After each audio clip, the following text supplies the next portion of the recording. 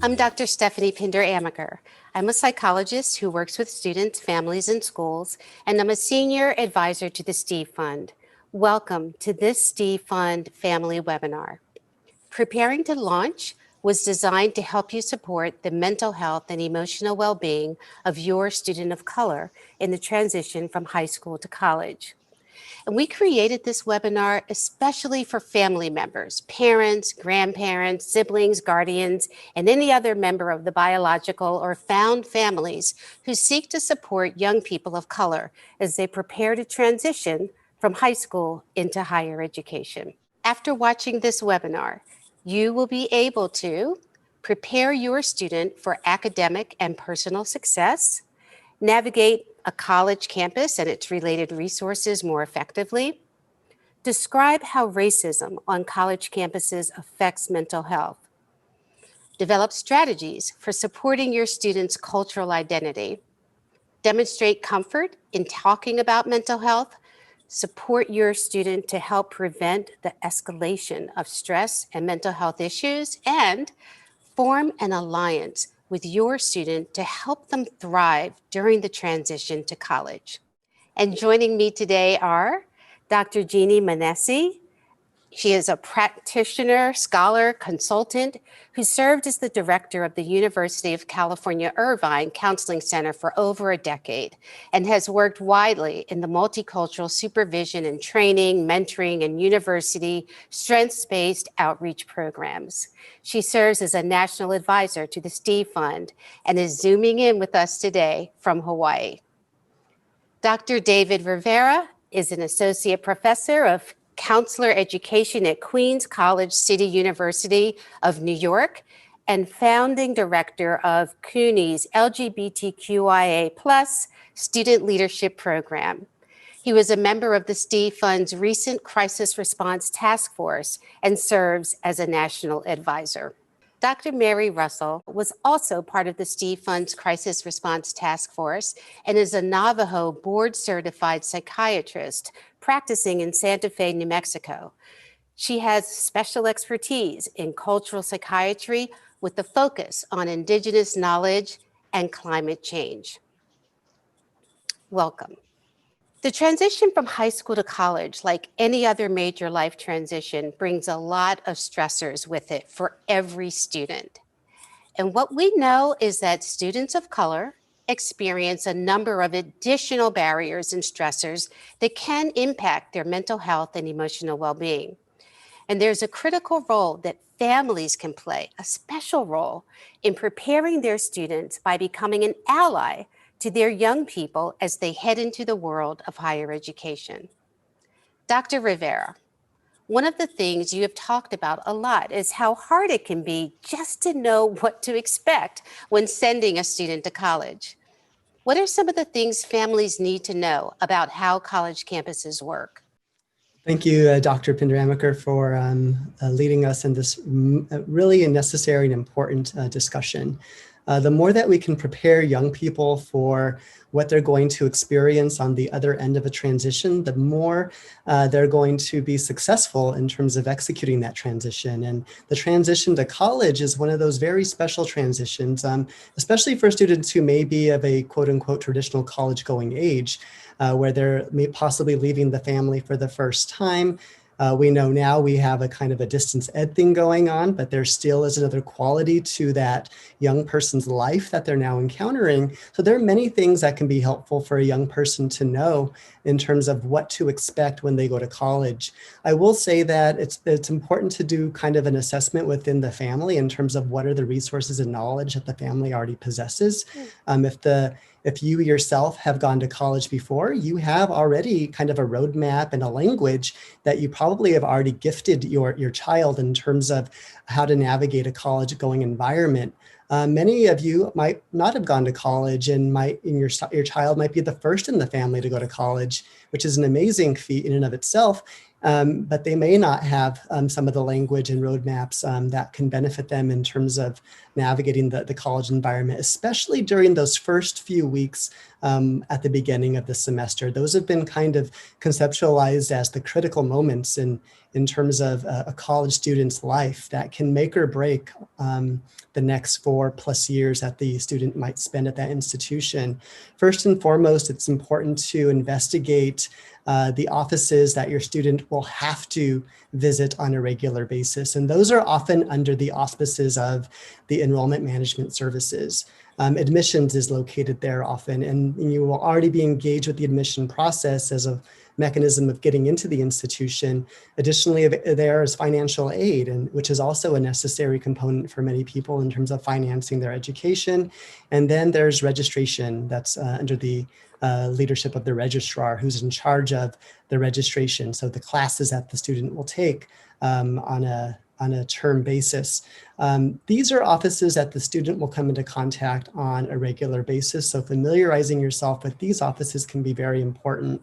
Additionally, your young person will more than likely be assigned an academic advisor. It's actually where I got my start in higher ed, serving as an academic advisor to undeclared students, which was very fulfilling.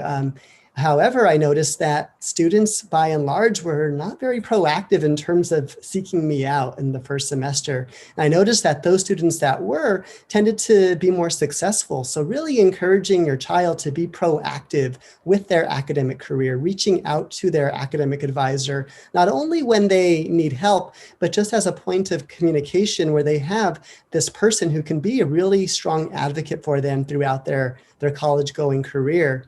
The other part that's, I think, really essential for families of color is to investigate the cultural campus climate of the institution that your child will be attending. This can be done actually before you even step foot on the campus. You can do some research on the institution's website. You can see if there's a multicultural student affairs office that serves the students on that campus. You can see if there's a chief diversity officer, which can give a clue as to you in terms of how truly meaningful or how the institution is adequately addressing issues of diversity, inclusion, and belonging on the campus.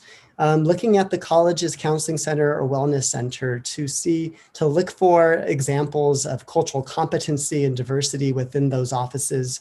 Are there student organizations that will focus on the child's culture? Again, Dr. Pinder-Amaker mentioned that they'll find communities, they'll find families on campuses, and oftentimes it's via the cultural student organizations that they find that community that represents who they are, that can validate their experiences, and that can really serve as meaningful points of connection for that college-going experience. I love the guidelines that you just gave, a wealth of so practical steps and instructions that people can take. But it sounds like it all begins with the beginning with a family self-inventory of what you don't know and might need to know, and then taking it from there. Thank you. So preparation of your student so they know what to expect and how to navigate can help them to find support and feel welcome on campus, which is critical to mental health. Many students of color have been star students and then arrive on campus and struggle. Dr. Manese, can you speak to what families can do to help support their students of color as they learn to navigate their new academic environment? Well, many of the things I'm going to say are a restatement and reiteration of Dr. Rivera's words, but I would say above all, help your student engage and connect with the campus. And I know it probably goes without saying, but in my 30 years of working with college students, one of the first and most important things is to go to class, to actually show up, because we know that high school and college can be very different. And so whether the professor is a wonderful professor or someone you would not rather listen to, as a student, you want to go to class so you can connect also with your peers, the TA, and the faculty person. In this way, you learn sort of the inside game of being a student on that campus. You may be in classes with other students, and they are a wealth of information in terms of all the things you need to do to be successful. There are also some of the people that may follow you and be with you throughout 4 years. So if you don't show up and go to class, you're missing a great opportunity for lifelong friends who later become colleagues. You also want to go to those faculty and TA office hours. Now, I know that is not an easy thing to do. And I remember clearly I'm going to a faculty and she got mad and I started crying. You know, it was hard. I wasn't used to being scolded because I was a good student, but I was struggling in this class. And I just had to put that behind me and say, okay, you know, and I talk to my friends and they're like, well, just go back in there and ask for what you need. And I think that you will find that most of the time, faculty, if you show an interest in their class, if you show an interest in the course, they will show an interest in you. I also want to talk about a little bit of the resources.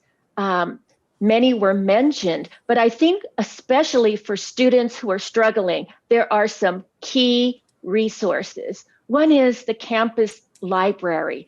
Those librarians have so much knowledge and they are so happy when you show up.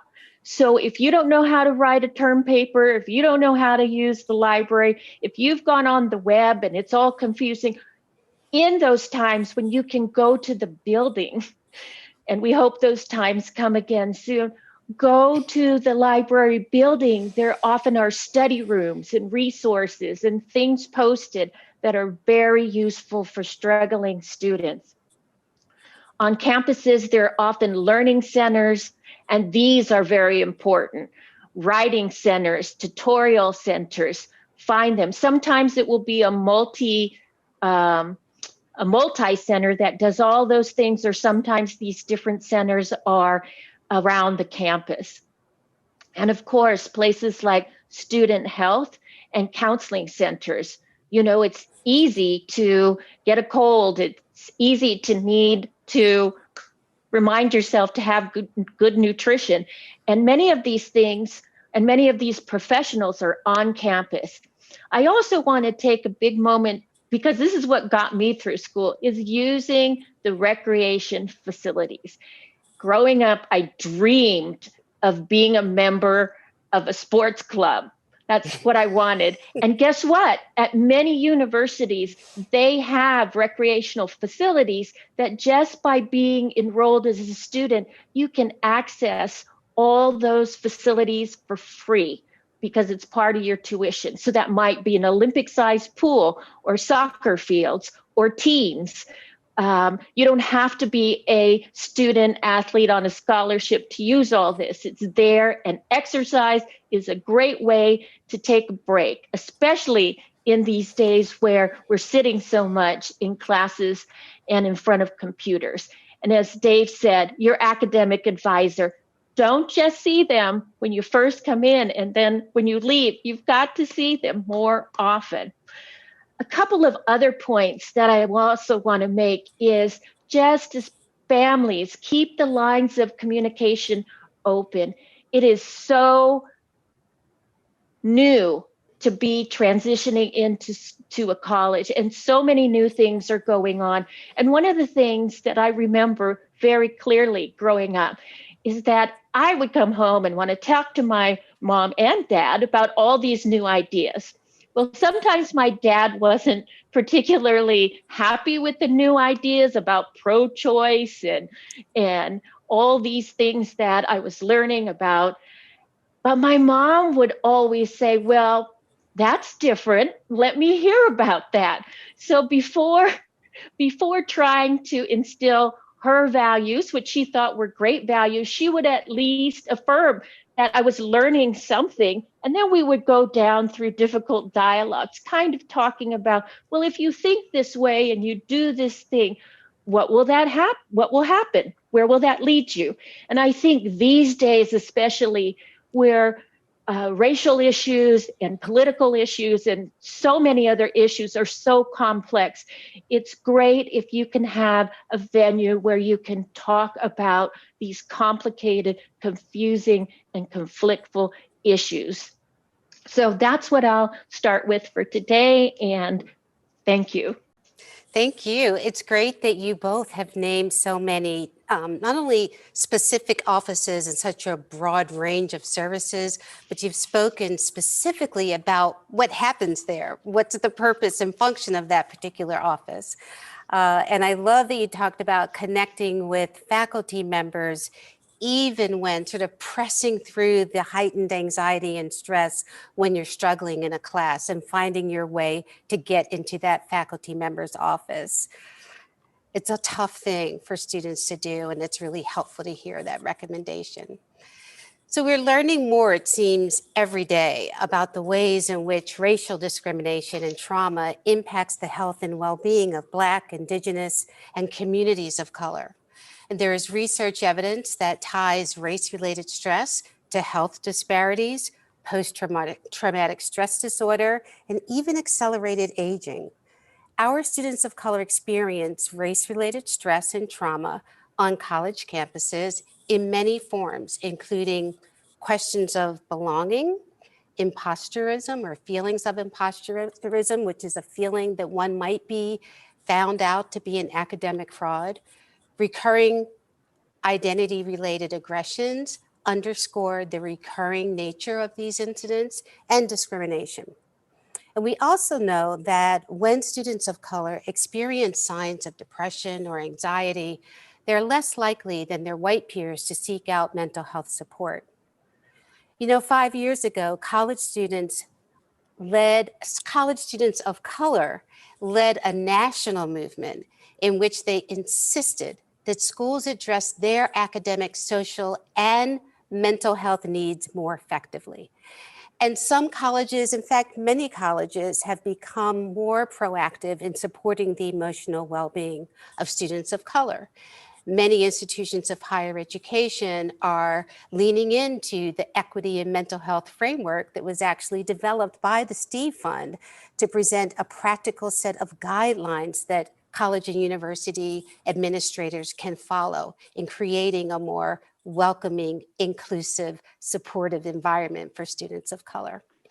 Dr. Roessel, as an expert in Indigenous populations and mental health, how do you think culture fits into college choice and the decision on where to go to college? Yeah, thank you. I think that's a really good question. I feel that it's very important for families to feel that their culture is acknowledged, and that when you're making decisions with your student and your child to go to college, it's a big decision because, you know, unfortunately, a lot of Indigenous students, a lot Indigenous families don't go to college, and often we don't succeed in college. And so we have to change that narrative. And I think that part of that is families feeling welcome to go and visit college campuses, inquire on the college campuses about how they might feel they can fit in, how their students' culture will fit in. I think that we need to feel very comfortable as an Indigenous person going to a college campus, to feel that we are comfortable and we are welcome. And you know, we still need to make those visits. I mean, right now I know we're going through a process where people are doing virtual learning or virtual visits to the campuses, but it's very imperative, I believe, to really get a feel for how that campus is welcoming you. And we also know that with Indigenous peoples and Indigenous students, if you do have a good grounding in your culture and your identity, you do succeed.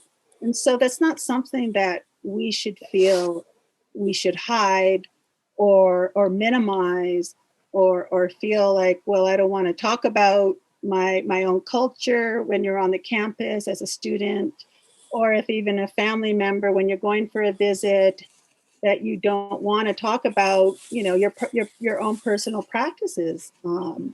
in terms of culture and how you identify with yourself. So it's really important that we feel comfortable being able to be ourselves as an Indigenous person on a campus. And sometimes what might happen is that we might choose to go to a tribal college or an art institution that's just focused on Indigenous students. And that's okay. It's a good stepping stone. There's more potential for success. And many times we will have that opportunity to feel welcome and at ease and be able to really practice our culture and ceremony. Some campuses like Diné College in Arizona, they have a particular ceremony when students graduate that is really ingrained in their own Diné culture, our Diné culture. And so it's a really wonderful way of kind of launching the student from that campus and allowing us and the student to be able to go maybe to another higher institution that's further away from home. Those are ways to, you want success. You want to know that your student's going to succeed. And that's a way to succeed and have a higher likelihood of being able to, go to medical school. I mean, personally, I went, to Fort Lewis College, 3 hours away from my home. And it was very welcoming. And I think the other part of that is really important in terms of looking at culture is there a multicultural center? Have they had other Indigenous students on campus before to know that you're welcome and they have a familiarity with where you're coming from and what you bring and the richness you bring to the campus? Because that is so important. Again, like I said, we don't want to minimize our culture. We have richness, we have that diversity, that we have another approach and perspective to bring to college campuses. And so that's, what you need to encourage your student to express and for you to express when you go on campus and visit. And you'll recognize that will definitely be a positive thing going forward for your student and to build upon. It's so interesting to hear the integration of the notion of culture and what it means in the context of campus fit. I feel like campus fit is one of those terms that gets thrown around a lot, but we often don't pause to break it down to see what it really means. And traditionally, people think about things like, oh, do I want to go, like, geographic location or size of the school? Is the major there that I want? And it's increasingly important, right, for people to consider culture as an integral part when evaluating, is that campus or this campus a place in which my child can thrive? Also, many students we know have to traverse multiple cultures, and we know this can be challenging. Dr. Manese, how do you think about the issues of multiple cultures and how families can think about this with their students before they move to a university culture? Well, thank you. I think one way we can think about it is that, and particularly for students of color, transitioning to college often means crossing cultures and living in 2 or 3 cultures. And let me just break it down one way to look at it. There is the high school and the home culture, where the student is. There's the college campus culture, and then there's the culture of the community surrounding the college. And in my culture, we like to, what we say, talk story. So I want to use a little story that hopefully will be helpful to you. So I grew up in a border town in South Bay, San Diego. My father immigrated from the Philippines, my mother's from Hawaii. And our town was full of working class people and immigrants, and I really loved growing up there. But my siblings and I were all first generation college students. And for my older brother, he wanted space to explore. We saw him as, kind of breaking out and going in the new frontier. And so he went to the biggest university in California, in the largest city of California, which was UCLA. And they had their famous football teams and basketball teams and celebrities. He had a paper route to make money, and he threw these papers on people who had mansions as homes, things we had never, ever seen. But the other reason why he chose LA is because there were also all these communities around him. And my brother likes food and he likes people. So there was East LA and Compton and Chinatown. And so he could just go with his friends all over this very, very diverse and exciting place with all these things to do. So my mom would say that he was a little fish in a big ocean, and that was a good fit for him. But with my sister, she wasn't that academic. She kind of had the heart and soul of an artist, and she liked to dream about things and think about things. And so she went to a small college, a college where mostly everyone was not interested in staying in school forever, as I might have, but getting there, learning, and then going into the work world. And so for her, she was a smaller fish, as my mom would say, in a small pond, and it worked well for her. Now, for me, I had big aspirations. I wanted to achieve a lot, but I was also afraid to take on the big urban life. I was afraid to leave home. My mom almost had to shoo me out. But one of the things that worked for me was going to a place where it was sort of, I could be a big fish in a lake. So that was UC Irvine. And UC Irvine is a college town. And one of the things that fit me so well was I was very studious. There wasn't any nightlife. There wasn't any football team. But on campus, which we stayed most of the time because many of us didn't have cars, we would just get involved in things on campus. So it might be the Cross Cultural Center, or it might be internships, or it might be being a resident advisor. Pretty much everyone I knew did two things. We got involved on campus, and all studies will show that student engagement is a key to academic success. And the other thing that happened was, most of the students that I knew were wanting to go on to professional school, medical school, law school, graduate school. So we wanted to be academic. And again, that was 3 different people with 3 different personalities, all from the same family, but seeing how those cultural things really mattered and created that fit that facilitated that academic success and comfort, comfort in your environment, as mentioned, the climate, but also what is the climate in the surrounding town?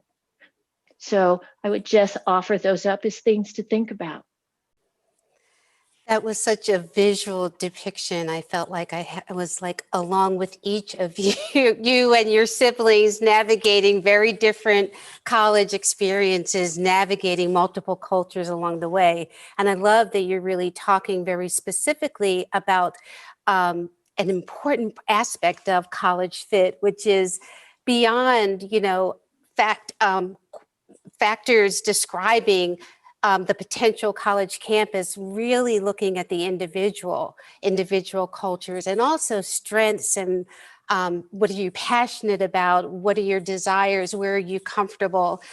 It's such an important element when you think about college fit, to really focus on the individual. So I'm never going to forget those 3 stories. So we know that all of these factors, navigating the college environment, has been described in so many different ways, achieving academic success, encountering and living with systemic racism, and struggling with cultural identity can have significant effects on the mental health and emotional well-being of students of color.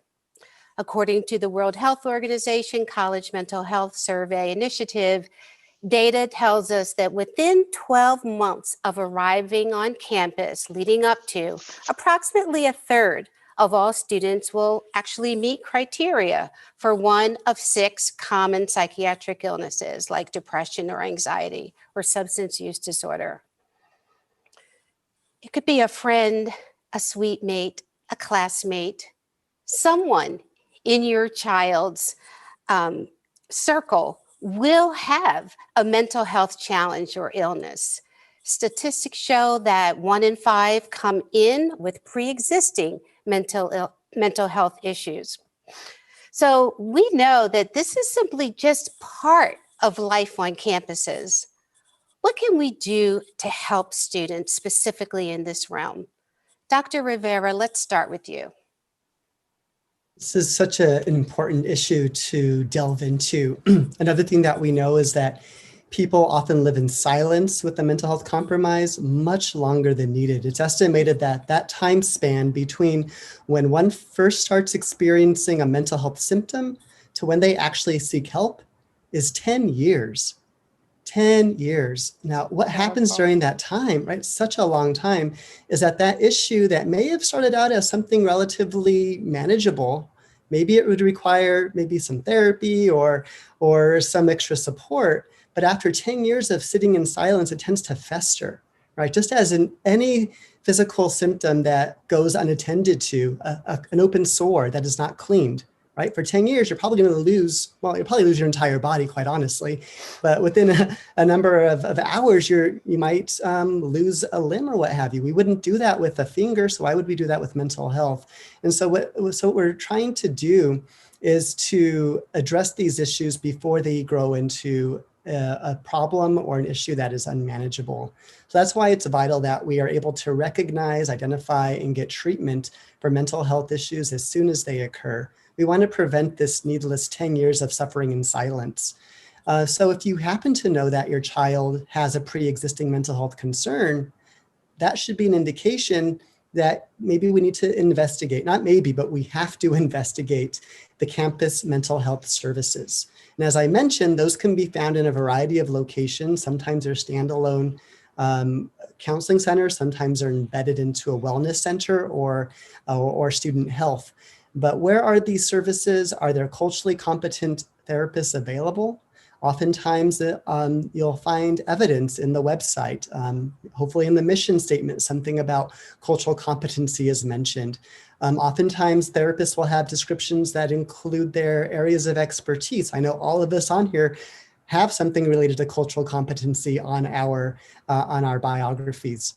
Right, those are evidence that'll give you evidence that your child will likely encounter somebody who can work with them in a culturally appropriate way.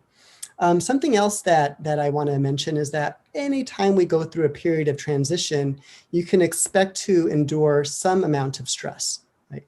Transitions aren't always going to lead to stress that develops into a mental health diagnosis. But there will still be some kind of stress. So knowing that, you can help prepare your child by letting them know you're going to experience some kind of stress. It might come in the form of excitement for experiencing a new environment, meeting new people, pursuing that degree or that major that excites you a lot. That's still stress. That still takes a lot of energy to process. There's also homesickness, right? If they're actually going away in this distance ed, it might be a homesickness in reverse of not being able to have that first year experience that they always dreamed about, right? So that's going to come with some stress in this current context. So if there are stressors that we can identify in advance, we can prepare and be proactive in terms of addressing these so that our children have the tools and resources necessary to endure these things or get through them in hopefully a less painful way. And so that, again, we can break that 10-year of living in silence, because that's just way too long in this day and age for anybody to live with a wellness concern.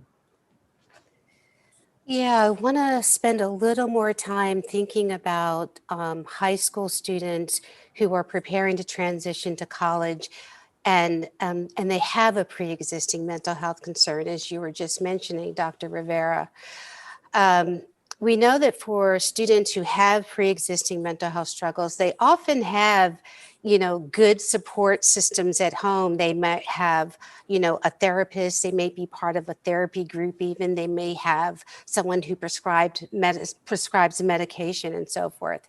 Dr. Manese, what do you suggest that families can do to help these students to really set them up for success during college?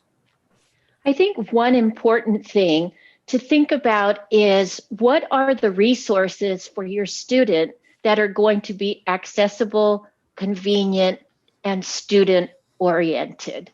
So let me start back just a moment. One of the things that's important that as a family to learn is that in many states, when a student becomes 18, when they become a quote legal adult, I know sometimes they'll always be your baby, but if they are by law a legal adult, they therefore are the holder of their own consent. What does that mean? That means that they have the right to confidentiality and the right to choose. Now, that is the law. You'll work it out in what you want to do as a family. But this becomes important when using mental health resources on campuses, because sometimes, or even resources for offices of students with disability, sometimes they have much more oversight in a high school, in a learning plan, in a health status. A teacher will see something, say something, do something, but these students are all around, and more often than not, it's their friends. It's their friends that are the first one and often the one to report what is going on if something is going on wrong with that student. So we want to do two things. We want to recognize that when students transition to college, they have rights and expectations sometimes that they're more initiative in their accessing resources. And secondly, we want to keep in mind that those that are in their current environment that they see, at nighttime or, when you're not paying attention in class, that see some of the symptoms and some of the behaviors that might indicate a mental health problem. And the other thing I want to say about students and peers is that often universities have great peer support. And as I said, because students often turn to friends, these peer educators and peer advisors often are the gateway to not only all the resources, but they know which psychologist or which counselor or which academic advisor is the best one to go to, that person is welcoming and, as Dave said, culturally competent. The other thing that's important to keep in mind is that at many institutions, part of your fees pays for insurance.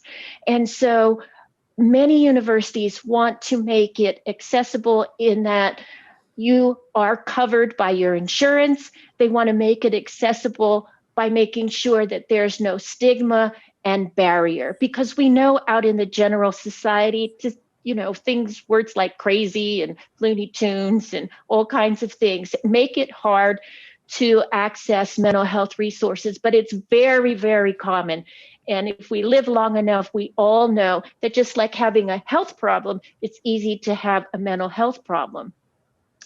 I mentioned before student-oriented, and there was one thing that I wanted to also say. On campuses these days, there is time when the police will get involved in emergencies, and this could be a mental health emergency. You want to know what is the orientation. If the campus police are partners in mental health, are they trained by mental health professionals? Are they part of the campus community? In the communities that I worked with as a director of a counseling center, it was very important to me that the police understood that they needed training if it was a mental health emergency. These were not criminals, these were students with mental health emergencies. And the universities that I worked with, they were fantastic. But the other thing I also recognized is some students didn't live on campus, and the police in the communities around the campus could have very different orientations. So depending on where you are and depending upon what emergency can go down, it might be useful to check out what are the campus or what are the policing orientations on most campuses that I've been on. The policing orientation, they have their own campus police, and they are student oriented and educational. So the first response is always, let's be educational. Of course, unless it's some violent crime, but I'm talking about mental health issues. So hopefully some of the things I've mentioned will be helpful, because as we mentioned, it's not uncommon to have a mental health issue. And two resources, there's a national suicide hotline and there's crisis text line. These organizations and these services are used quite frequently. They're free, they're accessible, and they break down the stigma about talking about suicide. Because when we talk about mental health issues, we have to also address suicide prevention. It is not something we want to think is out there, but it is something that happens. It is something that crosses people's mind, that crosses students' mind, and we can't be afraid to ask, how are you doing? Have you thought about hurting yourself? These are questions. If you see something that makes you feel that way, you probably have some intuition or some sign. And again, keeping that dialogue open, asking those questions, asking the questions and knowing the resources. So helpful to hear. And I think, I hope that parents and sort of parental figures who are watching this webinar will really hear in the things that have been said today, like that they will feel a sense of empowerment and will recognize that they can begin this important dialogue. They have everything to do with lowering stigma around mental health by initiating these dialogues with your child while they're still at home with you, by doing your part to create a family culture that says, yeah, we talk about mental health. This isn't a taboo issue in our family. We talk about it at breakfast, we'll talk about it at dinner, we might bring it up in the car. We take pride in being able to do this and being able to name our feelings, and pride in being able to recognize when something might be wrong and to have some idea about what steps can be taken next. There's just a world that parents can do to cultivate that sense of culture that will really facilitate this transition that the child is preparing for. Thank you for that. Dr. Roessel, I know that you work with a lot of families on prevention, and I wonder if you can share your thoughts about how to mitigate risks for yourself and for your kids. That it's really important, as I said, to approach going to college and being on the campus. Really important to be comfortable with the identity and the culture when you're coming in terms of a student, and even, like I said, the parents. And so that's one way to mitigate any risks or any issues that might come up. And so when you're doing that, it's important then when the student gets to campus to have opportunities to be around, say, other Indigenous students or other students who have similar cultures as your child's culture. And I think that, finding out, like for instance, some colleges, especially for Indigenous peoples, have lots of cultural activities that make you feel comfortable and welcome, and you're able to still participate in the things that you did at home. Like for instance, like I said, at Fort Lewis, they have a whole week of Indigenous activities, and so then the knowledge is passed on to the other students, and so then you don't feel as invisible, which can often happen, and that also can increase stress for the student, if they feel like they're the only one there with that particular culture and you feel like you can't express yourself or share who you really are. And so I think, being able to participate in those types of activities on campus is really important.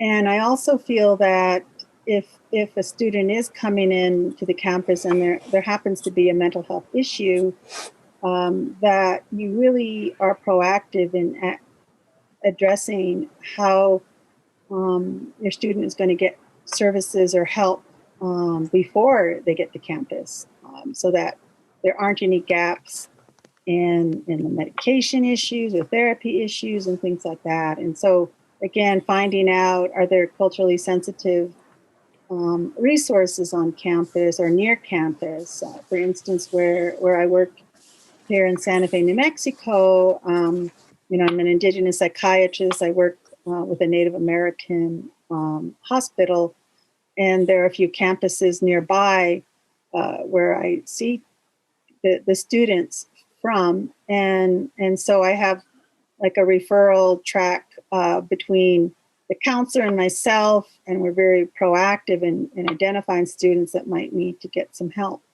And so knowing if there's those kinds of resources available, I think can be really helpful, because you're really preventing anything bad or serious coming about. And I think the other part of it is finding people, mentors, and it could be at the Multicultural Center or the Native American Student Services Center, where you really find someone that that you can be comfortable with and share who you really are. Let them really know where you're coming from, what the strengths are that you have. That person can really help enhance that resilience of getting through college, because at least there's somebody there that cares about you and wants you to succeed as well, especially when parents are not very close to be able to do that. But also, just feeling that you can be welcome on campus is really important as a parent or a guardian, or even a big sister or brother, to know that you can be there for your family member, no matter what, or if anything is going wrong or going really well, and you're feeling proud about maybe your accomplishments, to be a part of the campus as well, because Indigenous people are very family oriented, relationship oriented, and it's not just a parent that might show up and be supportive and need to be there for the student, but it's also a big brother or sister who might have gone to college, and they're the one rooting for you, knowing what you really need to get through that. And so those relationships are very important. And so college campuses really need to be aware of that as well, that you're not just looking for the parent to be there. And why isn't the parent there? Don't they care? Some people might say that, but yet, no, you have a grandparent or your guardian, or you have your sister or brother who is primarily your rooter, and knows that you need to, succeed, or what it takes to get yourself, through these difficult times. And so just those ongoing connections with family and your culture are so vital and to succeed. And so those are the things, that I think are really important. And that sometimes, we don't necessarily look at those as being significant, but they definitely are. And so as a family member, you really need to just be who you are, let your student and child allow themselves to be who they are, and they're going to find somebody that's going to help them succeed and get through on campus. And so it's just very important for that to be a parent, and for you to find that for that person. That's a really nice segue into like a takeaway message, which is that overall, we really want to encourage families of students of color to become true allies and supporters of their young people and help them to thrive. So as we wrap up today, I want to ask each of you for a final thought on how families can best become allies to their students. And we'll start with you, Dr. Rivera. So I'm going to reiterate something you just shared a few minutes ago, Dr. Pinder-Amaker, is that we need to make these conversations about wellness, about mental health, a core part of our family structures, right? There are reasons that we don't talk about these things. For all too long, BIPOC communities have been mistreated, underserved by the medical establishment, including the helping fields. And that's created this intense stigma that has silenced us and silenced our communities for way too long. So I encourage us all to have regular conversations regarding mental health and wellness with our entire families, setting up time once a day, once a week, or what have you, where we can sit down and collectively discuss our individual wellness, but also our collective wellness as a family unit, will help not only to normalize mental health wellness conversations, but what you're really doing is you're giving your children life-saving language for talking about mental health issues that will follow them through their entire life. Life-saving language. Thank you. Dr. Manese? The two words that I wanted to say in this last bit is affirmation and support. And so encourage your student to get that affirmation from family, from faculty, from doing things on campus that bring purpose and meaning to their hard work. And then support. I would be remiss if I did not say that mentoring was a key element of everything good that happened to me in all my university experiences. Some mentors were lifelong, and other mentors were mentors for, a year. We lived in, a certain area. But whatever you can do to affirm and garner support, these are the things that I want every student to have. Dr. Roessel? I think it is really important to have families talk about difficult topics, especially if you're talking about going on to college, that can be a difficult topic if it's not something that anybody ever did. And so there can be a lot of stress, anxiety, fear. And as I said, we're really focused on relationships as Indigenous peoples. And so really allowing this opportunity for this transition period to be a time where you are going to start to talk about things. I'm scared that you're going to go to college. I don't know what's going to happen. Nobody's ever gone to college. And, so let's talk about that and talk about the anxiety and talk about other things, because it's certainly an opportunity for us to really be more connected to our students and the family, being able to share and communicate better so that when the student is on campus, then there's that line of communication and honesty about wanting to get help or recognizing that you need to do something to get your child a higher level of help and care. And then just really being there, always being there, no matter what your child presents you with. That's what we're there for. And so it can be difficult conversations as especially a BIPOC person and also as an LGBTQ student, because your identity and your, who you really are might start to flourish and come out as you're on campus. And so we have to have these honest conversations beginning before your student, leaves, because then it'd be so much easier to talk about it once they're on campus. So relationships are just so vital. Thank you. Lots of communication, a beautiful alignment between your three takeaway closing remarks. Thank you. Thank you so much for listening today. And thank you so much to my wonderful colleagues, Dr. Jeanne Manese, Dr. David Rivera, and Dr. Mary Roessel. Thank you for sharing your wealth of experience and wisdom and expertise in this area. For more information and to find the resources for your family to support the mental health and emotional well-being of your student, please visit stfund.org. We wish you and your family all of the best and invite you to become part of the Steve Fund family as we work together to promote mental health and emotional wellness of our students of color. I'm Dr. Stephanie Pinder-Amaker. Thank you.